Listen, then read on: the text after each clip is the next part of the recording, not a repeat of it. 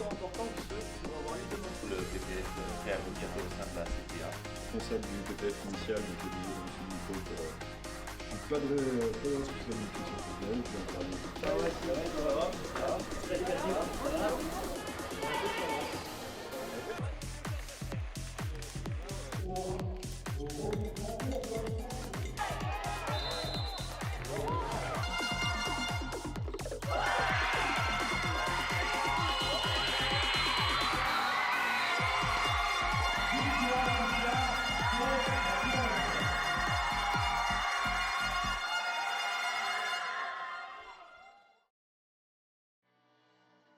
Je m'appelle Liam Bui, je suis conseiller technique fédéral à la Ligue Auvergne-Rhône-Alpes de handball, avec différentes missions, notamment autour de la formation des jeunes arbitres sur l'ensemble du territoire Auvergne-Rhône-Alpes. Je dirais que le nombre d'arbitres augmente sans cesse.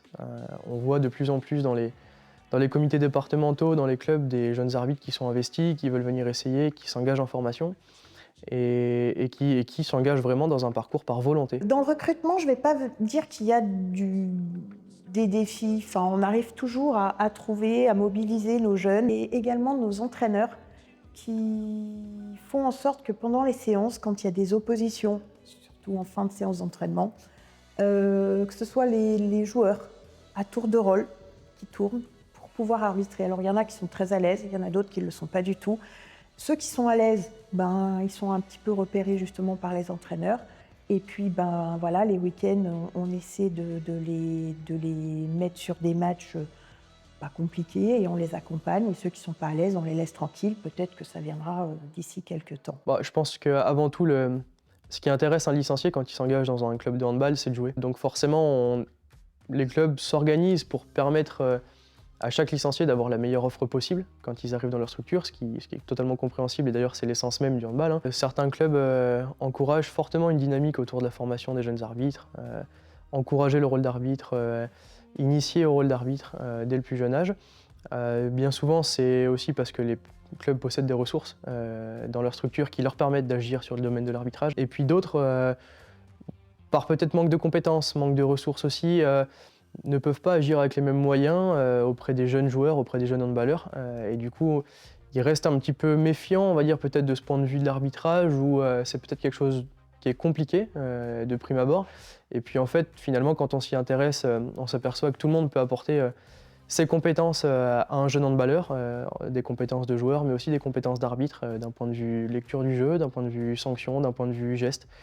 Et finalement, on s'aperçoit aussi que c'est pas une tâche qui est forcément inatteignable. On a toujours tenu à avoir des jeunes arbitres parce que, comme il est dit dans le sport, s'il n'y a pas d'arbitre, il n'y a pas de match. On a eu une école de handball il y a quelques années en arrière qui était un petit peu nombreuse. Enfin, on avait pas mal d'enfants.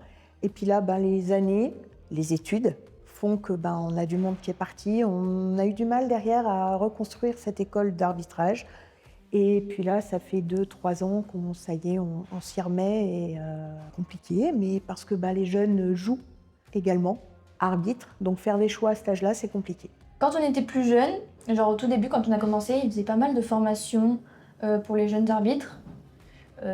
Voilà, ils nous désignaient sur des matchs qui pensaient qu'on était capable de siffler. On avait des suiveurs qui, franchement, nous formaient bien. Et après, c'est eux qui nous ont fourni des tenues et tout pour arbitrer à l'extérieur. Moi, je trouve quand même ils sont très investis. Ouais, franchement. Parce qu'on a eu beaucoup de formations et quand même, pour être au sein du coup de Visit, c'est quand même un petit club. Et on a eu beaucoup de formations, beaucoup d'investissements, des petits QCM des fois de temps en temps. Ouais, des petits tests. À l'époque, beaucoup d'arbitrage, etc. Avec un cadre qui était posé tout de suite, quelqu'un qui nous suivait, pas de problème, vous sifflez. Beaucoup d'apprentissage un peu spécifique et tout ça. Ouais. Donc ils sont investis. Dans notre club, il doit y avoir pas mal d'arbitres. Il y a une école d'arbitrage qui en fait forme les arbitres et qui arbitrent donc dans le club et après ils peuvent monter les échelons. Ouais, voilà, il y a une école d'arbitrage du coup au club de Montélimar. Et nous, on nous appelle quotidiennement, donc les week-ends où on joue, on essaie d'arbitrer aussi pour notre club. En fait, ils nous ont accueillis de base avec une mutation, on devait la payer. Et là, du coup, c'est un peu la monnaie d'échange pour... c'est leur rendre l'appareil en fait. Et puis c'est aussi du respect. Alors, ce qu'on appelle la CMCD, c'est tout simplement la contribution mutualisée des clubs au développement. On va dire un peu le pot commun dans lequel les clubs s'investissent pour le bien-être collectif, pour le bien-être du fonctionnement de leur structure aussi, d'un point de vue de l'arbitrage, d'un point de vue des techniciens, d'un point de vue des diplômes, de l'engagement associatif. On demande à ce que des jeunes arbitres soient formés dans chaque club évoluant sur les niveaux nationaux, régionaux, qu'il y ait des encadrants de l'arbitrage aussi qui puissent être formés pour dynamiser un petit peu le projet de l'école d'arbitrage du club, accompagner les jeunes arbitres. Je pense qu'on se trompe un petit peu dans la valeur qu'on accorde à cette CMCD. Cette CMCD, elle devrait encourager chacun à s'investir pour le pot commun, comme on le disait tout à l'heure. Et aujourd'hui, on s'aperçoit que beaucoup la prennent comme un frein, en tout cas comme une réelle menace. Et finalement, ça dénote un petit peu l'intérêt de ce projet-là. Ça tombe bien de parler de ça. Nous avons récupéré une ancienne joueuse qui était à Chabeuil, qui est partie dans un club voisin, puis qui est revenue à Chabeuil, qui avait démarré l'arbitrage à Chabeuil, qui l'a continué dans le club voisin, et puis qui là, cette année, monte aussi en grade. Et en fait, la CMCD fait que cette jeune joueuse, pour les arbitrages de cette année, arbitre pour le club voisin, donc ces arbitrages comptent pour le club voisin. En revanche, c'est le club dans lequel elle est licenciée cette année, en l'occurrence Chabeuil, qui paye sa formation. Donc, il y a des choses qui me semblent un peu curieuses. Normalement, elle devrait être bénéfique, cette mesure. Elle devrait vraiment être bénéfique. En revanche, là, nous, ça fait quelques années, 2-3 ans, je vais dire, que c'est plutôt un frein, quoi, parce que voilà, on est en train de reconstruire cette école d'arbitrage et derrière, on rame un peu pour retrouver un peu du monde. Et puis, comme on l'a tous vécu, le Covid est passé par là et ça n'a pas fait du bien à tout le monde, quoi. Donc, on en essuie les pots cassés, quoi, malheureusement.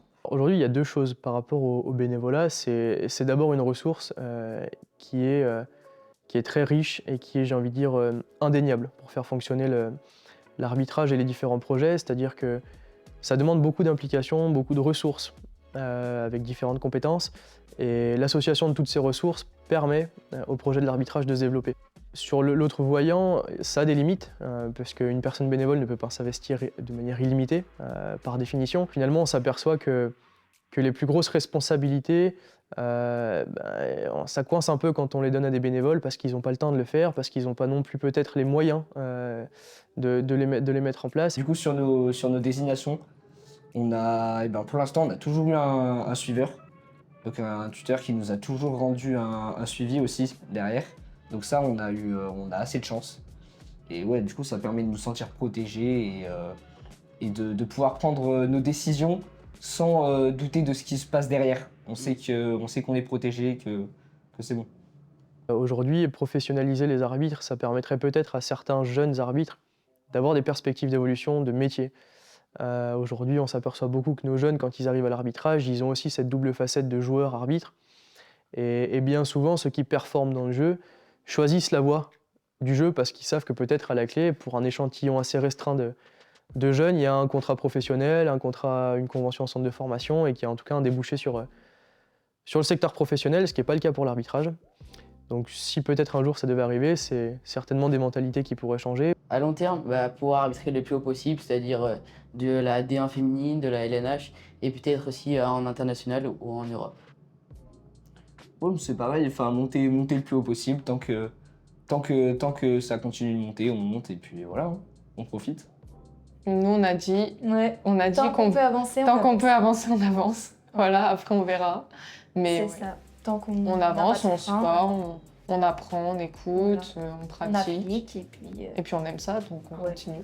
Peut-être qu'à un certain niveau, ces personnes-là, quand elles se retirent un peu ou qu'elles freinent leur activité, c'est peut-être par un manque de motivation qui peut arriver effectivement par ce manque de valorisation, ce manque de reconnaissance, ce manque peut-être de prise en compte du parcours pro, du parcours personnel de l'arbitre ou du binôme, qui forcément arrivé à un moment donné de la vie va différer, va diverger par rapport à l'objectif premier. Pour les mettre un petit peu en valeur, on a investi dans de l'équipement. On essaie de pas non plus trop leur tirer sur la corde et les mettre tout le temps en difficulté. On essaie de les accompagner du mieux que l'on puisse.